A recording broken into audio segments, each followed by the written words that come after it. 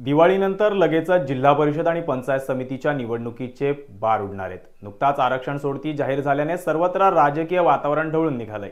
निवडणुकीची तयारी केलेल्या अनेक इच्छुक उमेदवारांना या निवडणुकीतून माघार घ्यावी लागली आहे। कर्जत पंचायत समितीचे सभापतीपद हे ओबीसी पुरुष या प्रवर्गाकरता आरक्षित झालंय। कर्जत पंचायत समिती अंतर्गत येणाऱ्या दामत पंचायत समिती गणामध्ये सर्वसाधारण प्रवर्गासाठी आरक्षण पडल्याने या भागात सातत्याने काम करणारे शेलू ग्रामपंचायतचे माजी उपसरपंच महेश खारीक हे नवखे उमेदवार चर्चेत आहेत। महेश खारीक यांचे आपल्या भागात चांगलं काम असून स्वच्छ आणि सुशिक्षित अशी त्यांची प्रतिमा आहे। आपल्या भागातील समस्या सोडवण्यात ते यशस्वी झाले असून नागरिकांची येत्या पंचायत समिती निवडणुकीकरता उमेदवार म्हणून त्यांना पसंती आहे। त्यांच्या माध्यमातून अनेक विकास कामे मार्गी लागलेत। आरोग्य शिबिर, विद्यार्थ्यांसाठी शैक्षणिक साहित्य वाटप तसेच नागरिकांना आरोग्य सेवा देण्याचं काम महेश खारीक यांच्या माध्यमातून सुरू आहे।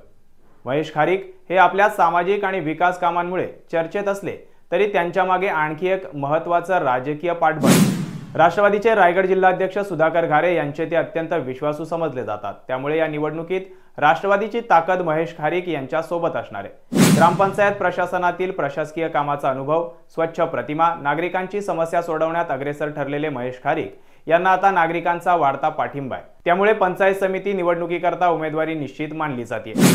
इतकंच नव्हे तर महेश खारीक यांनी केलेल्या कामाच्या जोरावर त्यांचा विजय देखील निश्चित मानला जातोय। याबाबत तुम्हाला नक्की काय वाटतं कमेंट बॉक्समध्ये कळवा। पाहत रहा वृत्त मराठी।